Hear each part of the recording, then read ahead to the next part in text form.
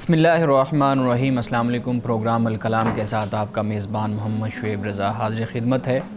ناظرین کرام، یہ پروگرام جو سٹی نیوز نیٹ ورک اور ادارہ فکر جدید کے اشتراک سے شروع کیا گیا ہے، اس کے پہلے حصہ میں ہم قرآن کریم کی کچھ آیات کو سمجھنے کی کوشش کرتے ہیں اور دوسرے حصہ میں اپنے عہد کے نمائندہ سیاسی، سماجی، مذہبی موضوعات پہ پیدا ہونے والے سوالات کے جوابات ایک نئے نقطہ نظر سے جاننے کی کوشش کرتے ہیں۔ حسب سابق ہمارے ساتھ شریک گفتگو ہیں جناب محمد امانت رسول صاحب۔ امانت صاحب، بہت شکریہ آپ کے وقت کا۔ میری معاونت کے لیے موجود ہیں جناب شارق رسول۔ شارق، تھینک یو سو مچ۔ ناظرین کرام، آپ کی سکرین پہ ہمارا واٹس ایپ نمبر آ رہا ہوگا، آپ اپنے سوالات اس واٹس ایپ نمبر پر بھیج سکتے ہیں، ہم انشاءاللہ آپ کے سوالات کو ضرور ایڈریس کریں گے۔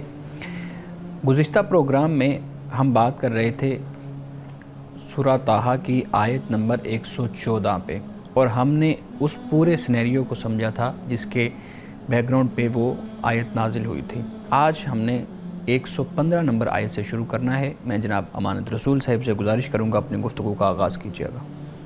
بسم اللہ الرحمن الرحیم۔ کل ہم نے بات کی تھی رسول اللہ صلی اللہ علیہ وسلم پہ قرآن مجید کے نزول کے حوالے سے، اور اللہ سبحانہ و تعالیٰ نے فرمایا کہ قرآن کے معاملے میں اے پیغمبر صلی اللہ علیہ وسلم آپ جلدی نہ کیجیے، یہ فرمایا، اور یہ بھی ساتھ کہہ دیا کہ آپ اللہ کی بارگاہ میں یہ دعا کیا کریں کہ اے میرے رب میرے علم میں اضافہ فرما۔ اب اس کے بعد قصہ آدم کا آغاز ہوتا ہے۔ اللہ پاک فرماتا ہے وَلَقَدْ عَهِدْنَا إِلَىٰ آدَمَ مِن قَبْلُ فَنَسِيَ وَلَمْ نَجِدْ لَهُ عَزْمًا، اور ہم نے آدم کو اس سے پہلے حکم دیا تھا، یعنی تاکیدی حکم حضرت آدم علیہ السلام کو اللہ پاک فرماتا ہے ہم نے پہلے دیا تھا تو وہ بھول گیا، اور ہم نے اس میں عزم نہ پایا، یعنی پختہ ارادہ، یعنی وہ بھول گئے اور پھر ان سے خطا ہوئی۔ آگے فرمایا وَإِذْ قُلْنَا لِلْمَلَائِكَةِ اسْجُدُوا لِآدَمَ فَسَجَدُوا إِلَّا إِبْلِيسَ، اور جب ہم نے کہا ملائکہ سے کہ سجدہ کرو آدم کو تو انہوں نے سجدہ کیا، لیکن ابلیس نے سجدہ نہیں کیا، ابا، اس نے انکار کر دیا۔ اس نے انکار اس لیے کیا کہ اس نے کہا کہ خلقتنی من نار و خلقتہ من طین، کہ مجھے اے اللہ تو نے آگ سے پیدا کیا ہے اور آدم کو تو نے مٹی سے پیدا کیا ہے، تو آگ مٹی سے افضل ہے۔ تو وہ ابلیس در حقیقت نسل پرست تھا، یعنی نسل پرستی کی بنیاد رکھنے والا، کہ وہ ذات پات نسل وہ اس بنیاد پر برتری اور اپنی ذات کو حضرت آدم علیہ السلام سے زیادہ بہتر خیال کرتا تھا، کیونکہ آگ سے پیدا ہوا تھا۔ لیکن اللہ کے ہاں، اللہ کے دین میں بنیادی بات وہ فرما برداری کی ہے، وہ اطاعت کی ہے، کہ ابلیس نے خود کو کہا کہ میں آگ سے ہوں، آدم مٹی سے، تو یہاں پر ابلیس نے انکار کیا۔ فرمایا فَقُلْنَا یا آدم، تو ہم نے آدم سے کہا اے آدم اِنَّ هَٰذَا عَدُوٌّ لَكَ، کہ بے شک یہ جو شیطان ہے یہ تیرا وَلِزَوْجِكَ، اور تیری زوج کا دشمن ہے، یعنی تیری بیوی کا۔ فَلَا يُخْرِجَنَّكُمَا مِنَ الْجَنَّةِ فَتَشْقَىٰ، تو کہیں وہ تم دونوں کو جنت سے نکلوا نہ دے، پھر تم محروم ہو کر رہ جاؤ۔ فرمایا اِنَّ لَكَ أَلَّا تَجُوعَ فِيهَا وَلَا تَعْرَىٰ، یہاں تمہارے لیے یہ ہے کہ تم نہ بھوکے رہو گے اور نہ تم ننگے ہوگے، یعنی یہ جنت کی بات کی گئی، اور جنت سے مراد یعنی وہ مقام، وہ جگہ جہاں پر اللہ سبحانہ و تعالیٰ نے اپنی تمام نعمتیں مہیا کی اور وہاں پر موجود تھیں۔ آدم و حوا سے کہا کہ آپ اس سے استفادہ دل کھول کر اور جب چاہیں آپ ان سے استفادہ کریں، اور پھر فرمایا وَأَنَّكَ لَا تَظْمَأُ فِيهَا وَلَا تَضْحَىٰ، اور یہ جنت وہ مقام ہے کہ تم یہاں نہ پیاسے ہوگے اور نہ تم کو دھوپ لگے گی۔ فَوَسْوَسَ إِلَيْهِ الشَّيْطَانُ، تو پھر شیطان نے کیا کیا، ان کو بہکایا۔ قَالَ یا آدم، اور آدم سے کہا کہ هَلْ أَدُلُّكَ عَلَىٰ شَجَرَةِ الْخُلْدِ، کہ میں تم کو کیا ہمیشگی کا جو درخت ہے اس پر تمہاری رہنمائی نہ کروں، وَمُلْكٍ لَا يَبْلَىٰ، اور ایسی بادشاہی کہ جس میں کبھی کمزوری نہ آئے۔ یعنی جو ہمیشہ دوام ہو، جس کو حاصل ہمیشگی حاصل ہو، ایسا اقتدار، ایسی بادشاہت، اس کا راستہ تمہیں نہ بتاؤں؟ فَآكَلَا مِنْهَا، تو پھر ان دونوں نے اس درخت سے کھا لیا۔ فَبَدَتْ لَهُمَا سَوْآتُهُمَا، اور پھر کیا ہوا کہ ان دونوں کے سطر ایک دوسرے کے سامنے پھر کھل گئے، سَوْآتُهُمَا وَطَفِقَا يَخْصِفَانِ عَلَيْهِمَا مِنْ وَرَقِ الْجَنَّةِ، اور پھر وہ باغ کے جو پتے تھے ان سے اپنے آپ کو چھپانے لگے، ڈھانپنے لگے۔ وَعَصَىٰ آدَمُ رَبَّهُ فَغَوَىٰ، اور پھر یعنی آدم نے اپنے رب کے حکم کی خلاف ورزی کی، فغوا، اور وہ بھٹک گئے۔ ثم اجتباہ ربہ فتاب علیہ وہدا، اور پھر اس کے رب نے اس کو چنا اور فتاب علیہ، اس کی توبہ قبول کی، وہدا، اور پھر اس کو اللہ سبحانہ وتعالیٰ نے ہدایت دی۔ قال اہبطا منہا جمیعا بعضکم لبعض عدو، اور پھر اللہ نے یہ فرمایا کہ تم دونوں یہاں سے اترو، تم ایک دوسرے کے دشمن ہو گئے۔ اب یہ دونوں اترنے والے کون؟ یعنی آدم و ابلیس۔ کہا کہ بھئی یہاں سے تم دونوں چلے جاؤ۔ اب ان دونوں کا جانا اور فرمایا کہ تم ایک دوسرے کے دشمن ہو گئے، یہ فطری دشمنی در حقیقت آدم اور ابلیس کی فطری دشمنی ہے، عداوت ہے۔ اور پھر اس کے بعد فرمایا فَإِمَّا يَأْتِيَنَّكُم مِّنِّي هُدًى، اور پھر اگر تمہارے پاس میری طرف سے ہدایت آئے، فَمَنِ اتَّبَعَ هُدَايَا، پس جس نے میری ہدایت کی پیروی کی، فَلَا يَضِلُّ وَلَا يَشْقَىٰ، تو نہ وہ گمراہ ہوگا اور نہ پھر وہ محروم ہوگا۔ یعنی ان چند آیات میں، جن کی تفصیل سورۃ الاعراف میں بھی ہے، سورۃ البقرہ میں بھی ہے، اور اس کے علاوہ سورۃ الکہف میں بھی ہے، اور مختلف مقامات پر اس کی تفصیل موجود ہے، لیکن آپ دیکھیے کہ یہاں پہ اللہ سبحانہ وتعالیٰ نے ان چند آیات میں آدم کی پیدائش اور تخلیق اس کو بھی بیان کر دیا، ساتھ زوج یعنی بیوی کا ذکر بھی ہو گیا، اور پھر آدم و حوا کا جو مقام ہے، جو آدمیت کا، ابن آدم کا مقام ہے، اس کو بھی اس میں بیان کر دیا گیا۔ ابلیس نے اللہ سبحانہ وتعالیٰ کی بارگاہ میں یہی کہا تھا کہ بھئی آپ مجھے مہلت دیجئے قیامت تک۔ اللہ سبحانہ وتعالیٰ نے قیامت تک مہلت دی، اور پھر کہا کہ بھئی میں تیرے جو بندے ہیں، یہ جو تیرے لوگ ہیں، مخلوق ہے، انسان ہے، میں اس کو بھٹکاؤں گا اور ان کو میں گمراہ کروں گا، اور اس کے مختلف طریقے ہوں گے۔ یعنی قرآن پاک نے اس کو بیان کیا، وہ پیادہ سواروں کے ذریعے سے، وہ سواروں کے ذریعے سے ہوگا، پیادہ فوج کے ذریعے سے ہوگا، وہ مختلف علوم کے ذریعے سے، وہ تہذیبوں کے ذریعے سے، وہ قرآن پاک میں سورۃ الاسراء میں اس کو بیان کیا گیا۔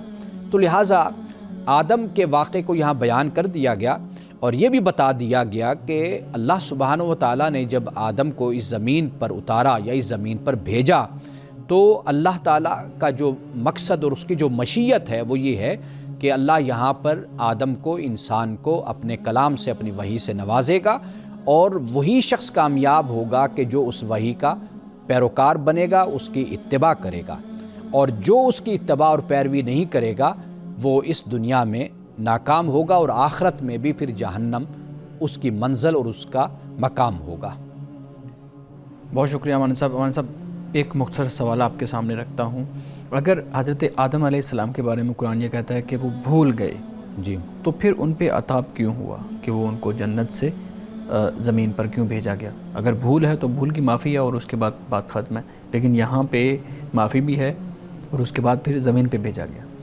اچھا، زمین پر بھیجنا یہ کہیں پر بھی قرآن میں نہیں ہے کہ یہ عتاب کی وجہ سے بھیجا گیا، یعنی رب کے غضب کی وجہ سے۔ قرآن پاک یہ بیان کرتا ہے کہ پہلے اللہ تعالیٰ نے معاف کیا، تاب علیہ کے الفاظ آتے ہیں، اور فتلقى آدم من ربی کلمات فتاب علیہ، اللہ نے آدم کو کلمات کچھ سکھائے اور توبہ قبول کی، پھر توبہ قبول کی، پھر اس کے بعد فرمایا کہ اب تم زمین پر جاؤ۔ تو لہٰذا وہ مغفرت اور بخشش کے بعد ہی اللہ نے آدم کو زمین پہ بھیجا، زمین کی طرف۔ تو لہٰذا وہ جو عتاب کا معاملہ ہے، قرآن پاک نے واضح طور پر اس بات کو بیان کیا ہے کہ وہ عتاب نہیں تھا، یعنی وہ خود انسان جب ایک خطا کر بیٹھتا ہے تو اس کے اندر جو بڑا انسان ہوتا ہے، نیک انسان ہوتا ہے، اچھا انسان ہوتا ہے، اس کے اندر خود شرمندگی کا احساس پیدا ہوتا ہے۔ تو یہ وہ شرمندگی ہے کہ جو حضرت آدم علیہ السلام میں پیدا ہوئی، اور وہ آگے بھی ابن آدم میں، اولاد آدم میں ہم دیکھتے ہیں کہ جو لوگ اچھے ہوتے ہیں وہ ہمیشہ اپنے گناہ پر، اپنی غلطی پر پریشانی کا اظہار کرتے ہیں۔ بالکل ٹھیک ہے، لیکن ہمارے ہاں تو اس کو بیان اور طرح سے کیا جاتا ہے کہ آدم علیہ السلام نے دانہ کھایا پھر زمین پہ بھیجے گئے، اگر وہ نہ کھاتے تو ہم آج جنت میں ہوتے، اس طرح سے۔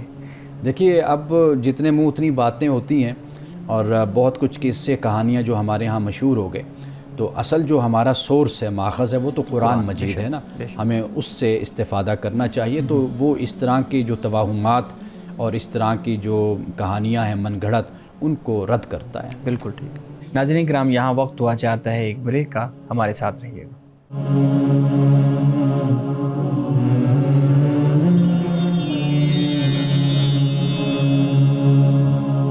ویلکم بیک ناظرین۔ نعمانہ صاحب، بڑا ہی انٹرسٹنگ ٹاپک ہے، اور اگر ہم اس پہ بات کریں، ہمارے ہاں جتنی کہانیاں ہیں اور جتنی باتیں ہیں اس واقعے کو لے کے، وہ بہت انٹرسٹنگ بھی ہیں، اور بہت انسان حیران بھی ہو جاتا ہے کہ قرآن تو ان کو بیان نہیں کرتا، یہ کہاں سے آ جاتی ہیں۔ ایک سوال آپ کے سامنے رکھتا ہوں، بہت اہم سوال ہے۔ کہتے ہیں جی حضرت آدم علیہ السلام کا عجلت میں وہ پھل کھانا یا دانہ کھانا، وہ ایک تو آپ یہ بھی ظاہر کیجیے، بات واضح کیجیے گا کہ وہ کیا تھا، ٹھیک؟ ہمارے ہاں اس کو گندم اور پھل اور اس طرح سے تعبیر کیا جاتا ہے۔ کیا حضرت آدم علیہ السلام کا پھل کھانا یہ ظاہر کرتا ہے کہ انسان شیطان کے وسوسے کے سامنے بالکل ناکام ہے؟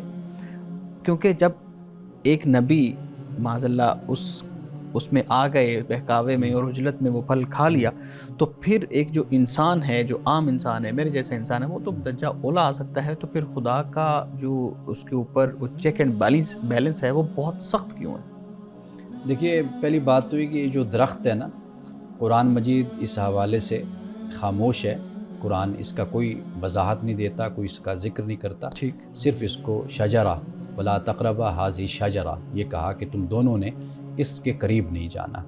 اب دیکھیے کہ جنت میں بہت کچھ تھا، اللہ نے تو صرف ایک چیز سے منع کیا کہ بھئی اس کے قریب نہیں جانا۔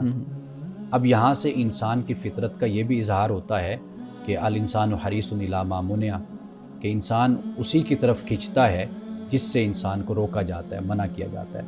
یعنی اب آپ دیکھ لیجئے ابن آدم کا معاملہ وہ یہ ہے کہ دنیا میں سینکڑوں نہیں ہزاروں اللہ کی نعمتیں ہیں جو جائز ہیں، اللہ نے کہا یہ حلال ہیں، تم کھاؤ اور عیاشی کرو، سب کچھ فرما دیا، لیکن آپ دیکھیے کہ کھچاؤ کس طرف ہوتا ہے؟ جو موجود نہیں ہے، جو موجود نہیں ہے، جو ممنوع بھی ہے، بالکل، جو اللہ نے حرام کہہ دیا اسی پر ہی ساری بحث چلتی رہے گی۔ ہمارے معاشرے میں آپ دیکھ لیجئے کہ شراب پر جتنی بحث ہوتی ہے وہ کسی اور مشروب پر اتنی بحث نہیں ہوتی۔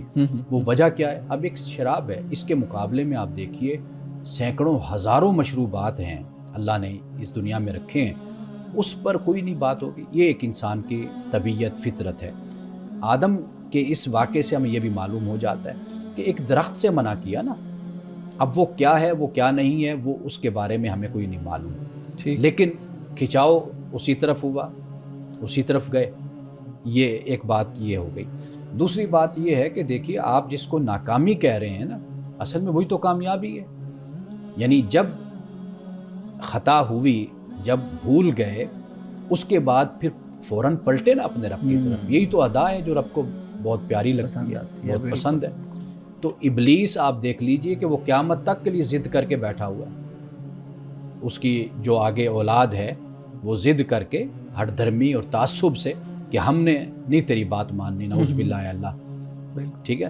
لیکن آدم کو آپ دیکھ لیجئے کہ وہ خطا بھی کرتا ہے، پلٹ بھی آتا ہے، غلطی ہو جاتی ہے، پھر واپس آ جاتا ہے، روتا ہے، گڑ گڑاتا ہے، معافیاں مانگتا ہے اللہ سے۔ تو یہ آپ دیکھیے نا کہ یہ اصل مرتبہ اور یہ مقام ہے۔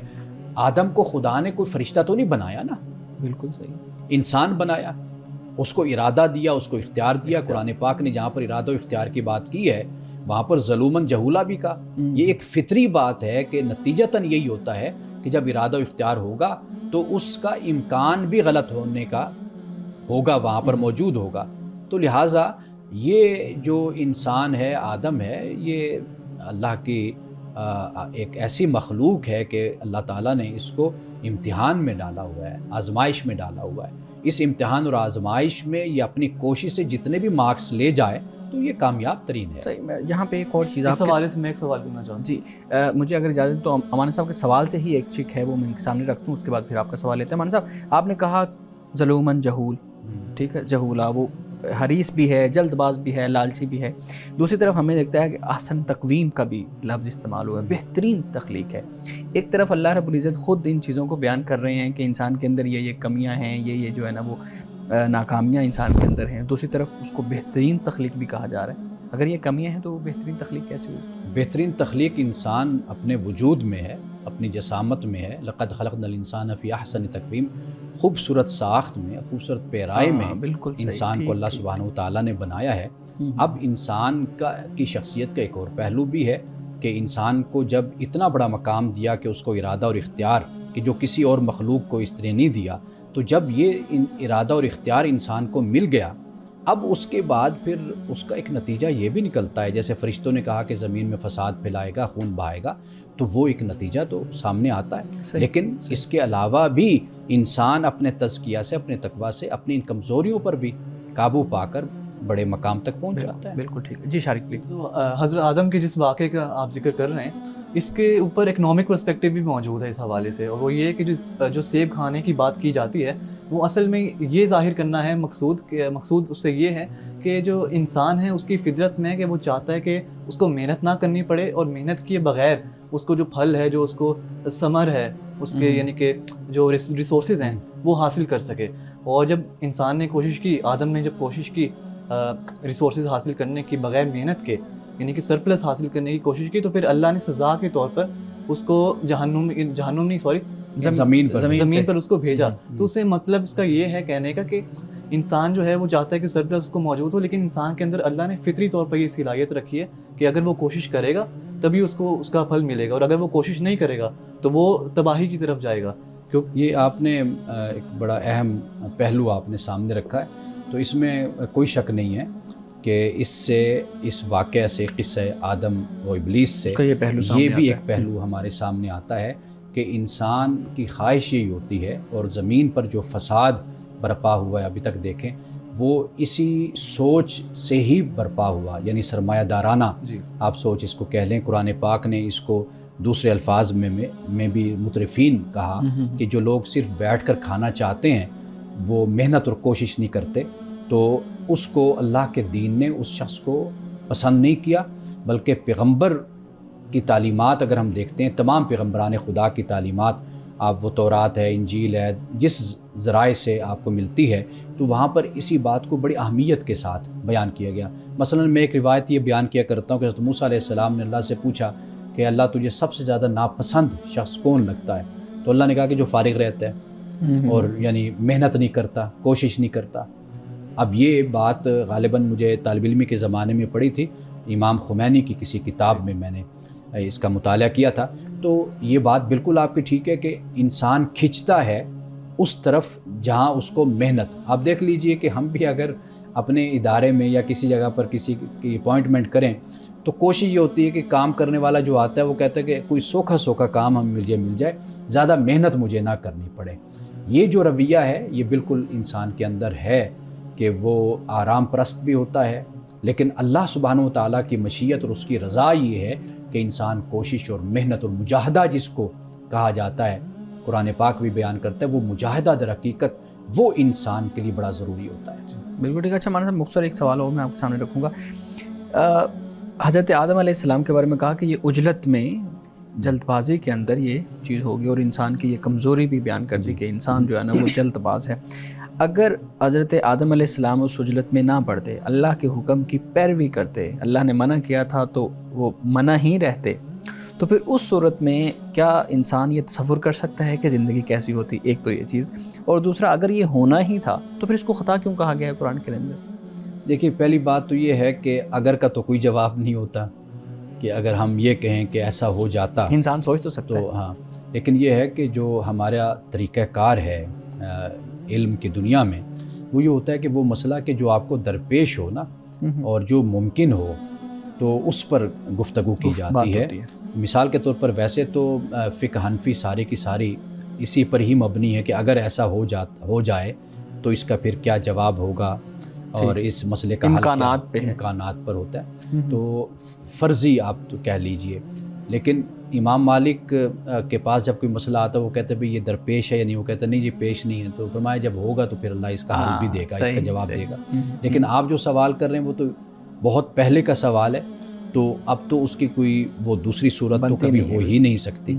تو لہٰذا ہم اس طرف نہیں جاتے.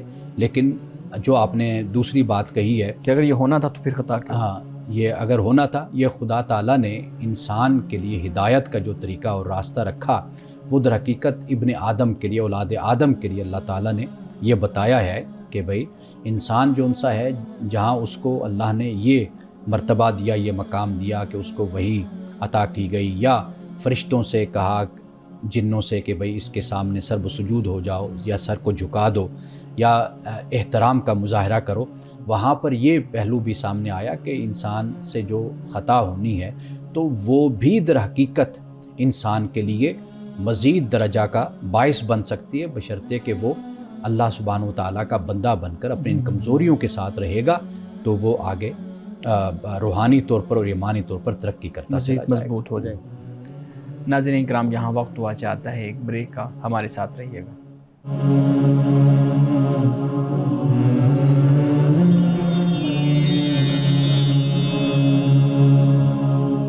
پروگرام میں ایک دفعہ پھر خوش آمدید. جی شارق پلیز آپ سوال کریں. آپ اپنی گفتگو میں ذکر کر رہے تھے کہ حضرت آدم نے جب پھل کھایا تو اس کے بعد اپنے آپ کو ڈھانپ لیا، یعنی کہ پتوں سے ڈھانپ لیا. تو یہ جو شرم و حیا کا تصور، جو شعور ہمیں نظر آتا ہے پھل کھانے کے بعد، وہ پھل کھانے سے پہلے کیوں نہیں موجود تھا؟ اللہ تعالیٰ نے جو شعور ہے، شرم و حیا کا جو تصور ہے، وہ انسان میں پہلے کیوں نہیں راسخ کیا؟ اچھا مولانا صاحب، اس میں میں بھی شامل کر دوں اپنا ایک سوال کہ کیا یہ انسان کی جبلت میں شامل ہے کہ اس کے جو خاص پرائیویٹ پارٹس ہیں وہ ان کے بارے میں بہت زیادہ کانشیس ہوتا ہے، یہ اس کی جبلت فطرت کے اندر شامل ہے؟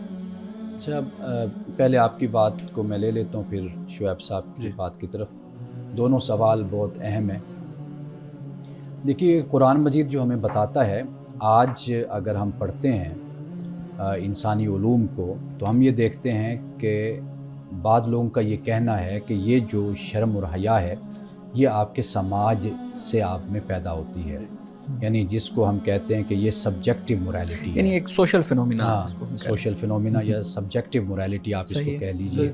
ہاں، کلچر آپ کو سکھاتا ہے، آپ کا رہن سہن آپ کو دیتا ہے. یہ آج کی ایک سوچ یا فکر یہ بھی ہے. لیکن قرآن مجید جب ہم پڑھتے ہیں تو قرآن ہمیں یہ بتاتا ہے کہ یہ انسان کی جبلت میں اور انسان کی فطرت میں یہ شرم و حیا شامل ہے. یعنی یہ نہیں ہے کہ انسان سیکھتا ہے اپنے ماحول سے، بلکہ یہ انسان لے کر آتا ہے. انسان کے انسٹنکٹ جس کو ہم کہتے ہیں نا، انسان کی جبلت میں اس کو شامل کر دیا گیا. اور اینتھروپولوجی کا مطالعہ کریں تو وہاں پر بھی ہم یہی چیز دیکھتے ہیں کہ اگر آپ اینیمل پلانٹ پہ چلے جائیں، دوسرے بڑے بڑے جو وحشی قومیں بھی ہیں جو جنگلوں میں رہتے ہیں، تو ہم دیکھتے ہیں کہ وہ اپنے جو پرائیویٹ پارٹس ہیں ان کو چھپاتے ہیں. یعنی ایسا نہیں ہے کہ بھئی وہ اس کو ننگا کریں اور یاں کریں اپنے آپ کو. تو یہ ایک چیز ہے کہ جو انسان کو دی گئی ہے. قرآن پاک نے بھی اسی بات کو بیان کیا. اور دوسری بات یہ ہے کہ یہ بھی ہم دیکھتے ہیں کہ یہی شرم و حیا ہی ہے کہ جس پر شیطان حملہ کرتا ہے. ابلیس کا سب سے بڑا حملہ اسی پر ہوتا ہے. اب اس کی میں تفصیل میں نہیں جاتا کہ آپ دیکھ لیجئے کہ سب سے بڑا حملہ یہی ہوتا ہے کہ انسان کی شرم و حیا ختم ہو جائے، انسان ننگا ہو جائے، عریاں ہو جائے. اور یہ وہ چیز ہے کہ جسے قرآن پاک نے بھی بیان کیا. یعنی شرم و حیا یہ انسان کی فطرت اور جبلت میں ہے، اور اسی پر ہی سب سے بڑا حملہ کیا جاتا ہے. جب یہ اتر جائے کہ جیسے رسول اللہ صلی اللہ علیہ وسلم نے فرمایا کہ اذا فاتک الحیا ففعل ما شئت، کہ جب تیری حیا ختم ہو جائے پھر تو جو چاہے کر. تو وہ فرد ہو یا قوم ہو، جب حیا ختم ہو جائے ہو گئی تو پھر وہ جو چاہتے ہیں پھر وہ کرتے پھر رہے ہوتے ہیں. جی بالکل. جی ایک آپ کا سوری میں آپ کا سوال بھول گیا. جی سوال میرا یہ ہے کہ جو انسان کے پرائیویٹ پارٹس ہیں جن کو ہم صدر کہتے ہیں، کیا ان کا جو ادراک ہے، ان کے بارے میں جو کانشیسنیس ہے، وہ انسان کی جبلت اور فطرت میں شامل ہے؟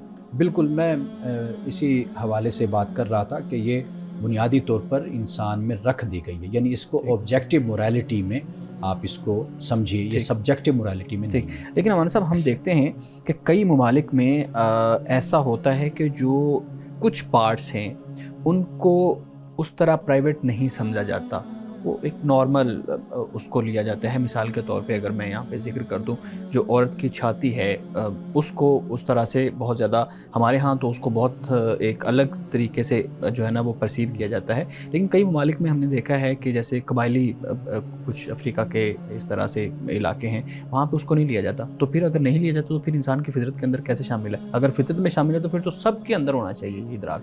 دیکھیے قومیں انحراف بھی کرتی ہیں, بہت چیزوں کا شعور ہوتا ہے, بہت چیزوں کا شعور نہیں رکھا جاتا. اور جیسے میں نے بیان کیا کہ ابلیس کا جو حملہ ہوتا ہے شیطان کا, وہ بنیادی طور پر ہوتا ہی شرم اور حیا پر ہے. تو ہم کسی ایکسیپشنل صورت میں کبھی کوئی ایک مجموعی حکم نہیں ہم نافذ کر سکتے. وہ ایکسیپشنل صورت ہر جگہ موجود ہوتی ہے. اور ابلیس کا جو بھٹکانا ہے وہ بھی آپ اس کو بھی پیش نظر رکھیے کہ یہ قوموں کو یا افراد کو یہ گمراہ بھی کرتا ہے, یہ بھٹکاتا بھی ہے. اور اس ازلی دشمنی کے باوجود بھی لوگ ابلیس کی پیروی بھی کرتے ہیں, اس کے پیچھے چلتے بھی ہیں. اگر ہم یہ بات کہیں کہ قرآن یہ کہتا ہے کہ تم ایک دوسرے کے دشمن ہو, ابلیس اور آدم, تو ہم دیکھتے ہیں کہ آدم ابلیس سے دوستی بھی کر لیتا ہے. تو اس کا مطلب یہ نہیں ہے کہ اب سارے آدم ابلیس کے ساتھ دوستی کرتے ہیں. مطلب یہ ہے کہ فطری کوئی عداوت جو دشمنی اور بغض ہے کی مقابلہ, وہ در حقیقت آدم اور شیطان کا, ابلیس کا ہو جاتا ہے. آدم کا آدم کے ساتھ جو مقابلہ ہے, وہ جو دشمنی ہے وہ فطری دشمنی نہیں ہے. ٹھیک ہے, وہ فطری دشمنی نہیں ہے, وہ وقت اور حالات کے مطابق اور اس کے تقاضوں میں اور اس کے مناسبت سے ہوتی ہے. اسی طرح جو آپ نے کہا اس کو بھی ہم اسی اصول اور اسی ضابطے میں دیکھ سکتے ہیں. جی بالکل ٹھیک ہے. اچھا مولانا صاحب, ایک اور آخری میں سوال اس حوالے سے آپ کے سامنے رکھتا ہوں. ہمارے ہاں ایک بحث شروع ہو جاتی ہے کہ افضل کون ہے. فرشتوں کے سامنے یہ بات رکھی گئی اللہ رب العزت کی طرف سے کہ ان کو سجدہ کرو, آدم کو سجدہ کرو. اب آدم علیہ السلام کو سجدہ کرنے کا حکم اللہ کی طرف سے آیا. اب ایک صورت یہ ہے کہ ہم اس کو حکم سمجھ لیں, دوسری صورت یہ ہے کہ ہم اس کی تعویل کر لیں کہ یہ چونکہ افضل ہے تو اس لیے تم اس کو سجدہ کرو. آپ بتائیے گا کہ یہ جو بحث ہمارے ہاں شروع ہوتی ہے افضلیت کی کہ انسان افضل ہے یا فرشتے افضل ہیں, یہ بحث شروع ہونی چاہیے, اس کا قرآن میں سے ہمیں کوئی حوالہ ملتا ہے؟ اور اگر یہ بحث ایسے ہی ہے, فضیلت ہے, علم کی بنیاد پر فضیلت ہے, تو وہ تو صرف حضرت آدم کو ہونی چاہیے, کیونکہ آسمان صرف حضرت آدم کو سکھائے گئے تھے, باقی لوگوں کو تو نہیں سکھائے گئے تھے, باقی انسانوں کو. اچھا, حضرت آدم علیہ السلام کو سکھائے گئے تھے, پھر فرشتوں کو بھی بتا دیے گئے تھے. قرآن پاک نے تو آدم علیہ السلام نے آدم انبئہم باسمائہم نام بتاؤ, تو وہ جو علم حضرت آدم کے پاس تھا وہ فرشتوں کے پاس بھی آ گیا تھا. اب دونوں برابر ہو گئے. ہاں, لیکن اصل جو بات ہے وہ یہ ہے کہ اللہ سبحانہ و تعالیٰ کا حکم ہے. اچھا, اس کو بس یہ ہمارے لیے پیش نظر رہنا چاہیے. اللہ سبحانہ و تعالیٰ حکم دیتا ہے, اور حکم اس کا وہاں پر ہوتا ہے جہاں پر انسان کا امتحان ہوتا ہے. یعنی ایک انسان اور کوئی شخص یا کوئی مخلوق ایک بات کو اپنی انا سمجھتی ہے کہ بھی میں اگر ایسے کروں گا تو کم تر ہو جاؤں گا. خدا کہتا ہے یہ کرو, تو میرے حکم کا تم نے پابند ہونا ہے. یہاں پر کمتری اور برتری جو ہے وہ اس سے کوئی متعلق نہیں ہے. اچھا, اب مثال کے طور پر فرشتے بھی سجدہ کرتے ہیں, تو اب فرشتوں کی کوئی شان میں کمی تو نہیں ہوئی نا. وہ تو فرشتوں نے اس لیے کیا کہ اللہ سبحانہ و تعالیٰ کا حکم ہے. تو یہ اس میں اللہ کے مقابلے میں, اللہ کے حکم کے مقابلے میں کوئی نہ برتر ہوتا ہے نہ کوئی کمتر ہوتا ہے. بس اللہ کا جو حکم بجا لانا ہے, بس وہی بندے کی اور مخلوق کی ذمہ داری, اور بہترین وہی ہے جو اللہ کا حکم ماننے والا ہے. اچھا مولانا صاحب, ناظرین کے سوالات ہیں, میں آپ کے سامنے رکھتا ہوں. پوچھتے ہیں جی کہ کبھی کبھار نہ چاہتے ہوئے بھی والدین کی نافرمانی ہو جاتی ہے, کوئی آپ اس کے بارے میں بتا دیں کہ اس پہ کیا کیا جائے؟ دیکھیے, یہ احساس ہی بڑا اچھا ہے, بڑا خوبصورت ہے کہ اگر ہو گئی نافرمانی یا کبھی کوئی ایسی بات نکل گئی منہ سے, اور ساتھ وہ یہ بھی کہتے ہیں کہ نہ چاہتے ہوئے, احساس ندامت, جو احساس ندامت بھی ہوتا ہے. یہی احساس ندامت اور نہ چاہنے کا احساس کہ ایسا نہیں ہو, مجھ سے ہونا چاہیے تھا, یہی بہت بڑا احساس ہے. تو اللہ سبحانہ و تعالیٰ مزید آپ کو پختگی استقامت عطا کرے کہ آپ جو آپ سوچتے ہیں آئندہ آپ اس سے خود کو بچانے کی کوشش بھی کریں. بالکل. ناظرین کرام, یہاں وقت ہوا چاہتا ہے ایک بریک کا, ہمارے ساتھ رہیے گا.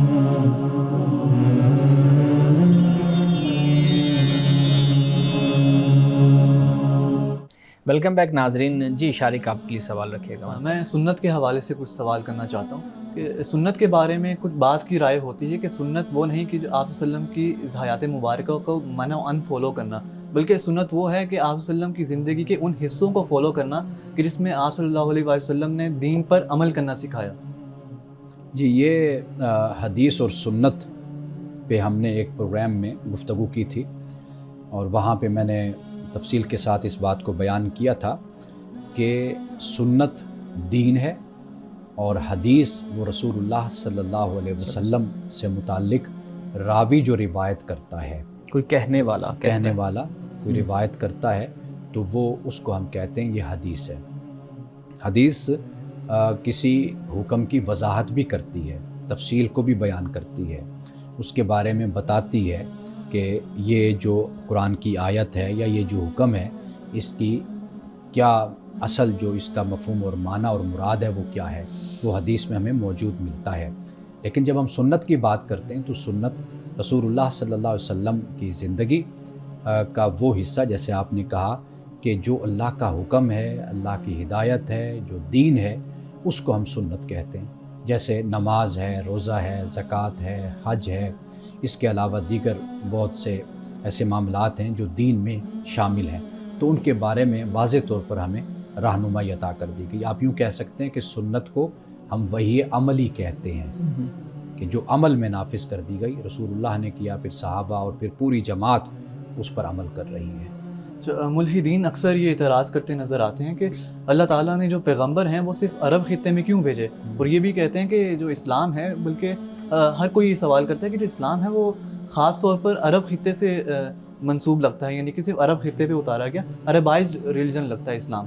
اللہ تعالیٰ نے پیغمبر وہاں کیوں نہیں بھیجے، ان خطوں میں کیوں نہیں بھیجے جہاں پر زیادہ ضرورت تھی رہنمائی کی، جہاں جن معاشروں میں، جن انسانی معاشروں میں انسانوں کی قربانی دی جاتی تھی، وہاں پر اللہ تعالیٰ نے کیوں پیغمبر نہیں اتارے؟ پہلی بات تو یہ ہے کہ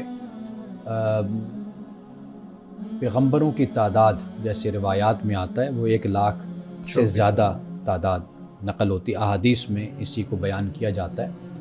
اب ہم بہت سے مذاہب دنیا میں دیکھتے ہیں، اور وہ صرف عرب میں نہیں، زمین کے مختلف جہاں پر انسان اس وقت بستے تھے.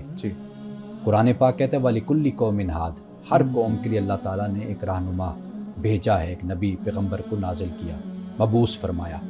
تو اس لیے ہمارے پاس جو اس وقت قرآن مجید میں جو تعداد موجود ہے وہ کوئی 27 کے قریب ہے، 27. تو کیا پھر 27 کے علاوہ کہیں پر کوئی پیغمبر نہیں ہے؟ تو واضح بات ہے کہ پیغمبر آئے ہیں. تو لہٰذا یہ بات اس طریقے سے غلط ہو جاتی ہے کہ ہم صرف عرب کے ساتھ اس کو خاص کر لیں. یعنی مثال کے طور پر ہم جب ہندوستان کی بات کرتے ہیں تو یہاں پر بھی کہتے ہیں کہ پیغمبر ہیں، اور اسی طرح کئی مذاہب دنیا سے ختم ہو گئے، مٹ گئے، تو وہ بھی ان کے بھی پیغمبر تھے. تو لہٰذا عرب کے ساتھ جو ہے وہ اللہ تعالیٰ کی حکمت اور اللہ تعالیٰ کا ارادہ یا ایک پلان ہے کہ جس کے تحت عرب کی طرف پیغمبروں کو بھیجا گیا. اور پھر حضرت ابراہیم علیہ السلام کے جو 2 صاحبزادے ہیں، اسماعیل اور اسحاق سے سلسلہ شروع ہوا، اور پھر حضرت اسماعیل علیہ السلام سے رسول اللہ صلی اللہ علیہ وسلم کو تشریف لاتے ہیں. ابو جہل جو ہے وہ اپنے دور کا ایک بہت پڑھا لکھا انسان تھا، لیکن قرآن میں اللہ تعالیٰ نے اس کو ابو جہل کہا، یعنی کہ جاہلوں کا باپ. تو اس پر جو کئی لوگ یہ اعتراض کرتے نظر آتے ہیں کہ یہ جو زبان ہے، یہ جو لفظ ہے اس طرح کا استعمال کرنا ابو جہل، یہ انسانی عنصر معلوم ہوتا ہے، یعنی جو انسان ہے وہ اس طرح سے جذبات میں آ کر اس طرح کی باتیں کرتے ہیں، لیکن خدا کو یہ زیب نہیں دیتا کہ وہ اس طرح کے الفاظ جو استعمال کرے. تو خدا کیسے ایسے الفاظ کا چناؤ کر سکتا ہے؟ دیکھیے پہلی بات تو یہ کہ قرآن مجید میں یہ الفاظ نہیں ہیں، اور دوسری بات یہ ہے کہ جو جہل کا لفظ ہے نا 2 معنی میں استعمال ہوتا ہے. ایک جہل ہوتا ہے جو حلم کے مقابلے میں، ایک شخص ہے کہ جس کے اندر برداشت نہیں ہے، وہ جذباتی ہے، نفسیات سے مغلوب ہو جاتا ہے، اس کو بھی جاہل کہا گیا، قرآن پاک نے اس کو کہا. ایک جہل کا مطلب ہوتا ہے جو علم کے مقابلے میں ہے، یعنی کہ جس کے پاس علم نہیں ہے، بے علم شخص جو انسا ہے اس کو بھی جاہل کہا جاتا ہے. تو ابو جہل کے جو ابو الحکم تھا، لوگوں میں فیصلے کرتا تھا، بڑا دانا تھا، لیکن یہ ہے کہ اس شخص کے سامنے اللہ سبحانہ و تعالیٰ کی کتاب پیش کی گئی، اللہ کا دین پیش کیا گیا کہ جو عقل کی بنیاد ہے، یعنی جہاں پر انسانی عقل محدود ہو جاتی ہے وہاں پہ اللہ کا جو دین ہے، اللہ کی جو حکمت ہے جو قرآن بیان کرتا ہے وہ لامحدود ہے۔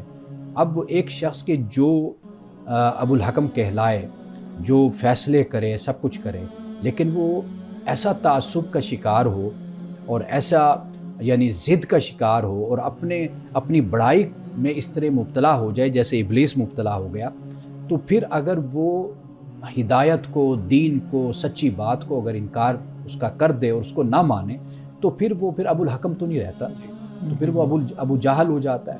تو لہٰذا اس بنیاد پر اس کو ابو جہل کہا گیا۔ زمانۂ جاہلیت میں جیسا کہ ہم جانتے ہیں کہ بیٹیوں کو زندہ درگور کیا جاتا تھا، تو اس کی کیا وجہ تھی، اور آج بھی ہم کیوں ایسا دیکھتے ہیں کہ جب کوئی بیٹا پیدا ہوتا ہے تو زیادہ خوشیاں منائی جاتی ہیں؟ دیکھیے عرب کے معاشرے میں اگر آپ ان کا معاشرتی اور معاشی مطالعہ کریں گے، نفسیاتی مطالعہ کریں گے، آپ کو معلوم ہوگا کہ بیٹے اس وقت بہت بڑی افرادی قوت تھے، جی، یعنی جنگوں میں بیٹے کام آتے تھے، تجارت کے لیے بیٹے جایا کرتے تھے، کیونکہ اس وقت کے جو سفر تھا وہ بڑا مشکل سفر، صعوبتوں سے بھرا ہوا سفر ہوتا تھا، تو لہٰذا لوگ جاتے تھے ریگستانوں سے، جنگلوں سے گزر کر، تو وہ بیٹے سفر کرتے تھے، تو اس لیے وہ بیٹوں کا تصور زیادہ قائم ہو گیا، اور ایک نام نہاد قسم کی غیرت کا تصور بھی ان کے ہاں موجود تھا کہ بیٹی ہے تو ہم کسی کے ہاں بھیجیں گے، شادی کریں گے، نکاح ہوگا، تو یہ بھی ایک وجہ ہوتی تھی کہ کوئی ہمارا داماد بنے گا، کوئی بہنوئی بنے گا۔ یہ بھی ایک نام نہاد اور جھوٹی قسم کی اور جہالت پر مبنی ایک غیرت کا تصور ان کے ہاں موجود تھا، تو اس بنیاد پر پھر یہ تصورات وہاں پر قائم ہوئے، اور کچھ اس کا جو پس منظر ہے وہ مذہبی بھی ہمیں نظر آتا ہے، تو وہاں کی تو یہ وجہ ہو جاتی ہے۔ لیکن جہاں تک ہمارے معاشرے کا مسئلہ ہے، اگر آپ اس کو ذرا تھوڑا سا دیکھیں گے تو یہ بھی اسی طرح ہی ہمیں نظر آتا ہے، کیونکہ آپ جانتے ہیں کہ ہمارے ہاں جہیز کا بڑا مسئلہ ہوتا ہے، بدقسمتی سے اسلام نے تو ایسی کوئی بات نہیں کہی جہیز کا۔ اب جب بیٹی پیدا ہوگی، اب واضح بات ہے کہ پھر یہ سوچا جاتا ہے کہ بھئی اس کی شادی کرنی ہوگی تو پھر اس کے لیے ہمیں ضرورت ہے، تو لہٰذا بیٹے کا معاملہ یہ ہوتا ہے کہ یہ خیال کیا جاتا ہے کہ بھئی اس کے لیے جہیز آئے گا، جہیز دینا نہیں پڑے گا۔ تو کچھ معاشی مسائل بھی ہوتے ہیں اور کچھ سماجی اسباب بھی ہوتے ہیں، اور کچھ مذہبی وہ جو سو کالڈ قسم کے تصورات، توہمات معاشرے میں رائج ہو جاتے ہیں، اس کی وجہ سے ہمارے ہاں بھی پھر اس طرح کے تصورات پیدا ہوئے ہیں۔ مولانا صاحب آج کی حدیث مبارکہ بیان کیجیے گا۔ حضرت ابو ہریرہ رضی اللہ تعالیٰ عنہ سے روایت ہے، اور یہ حدیث صحیح بخاری میں ہے، اور اس کا حدیث نمبر ہے 2570۔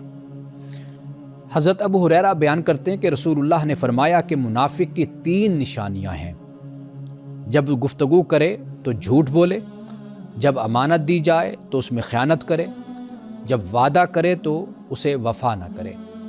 اس حدیث میں 3 نشانیاں منافق کی بیان ہوئی ہیں، کئی احادیث ایسی ہیں کہ جن میں 4 نشانیاں بھی بیان ہوئی ہیں۔ گویا کہ یہ وہ منافق ہے جسے منافق عملی کہا جاتا ہے۔ اعتقادی ایمانی جو منافق ہے وہ رسول اللہ صلی اللہ علیہ وسلم کے زمانے میں مدینہ میں تھے، لیکن آج اگر کوئی منافق پایا جاتا ہے تو منافق عملی پایا جاتا ہے۔ اللہ سبحانہ و تعالی ہمیں نفاق سے اور ان برائیوں سے اللہ پاک ہمیں محفوظ فرمائے۔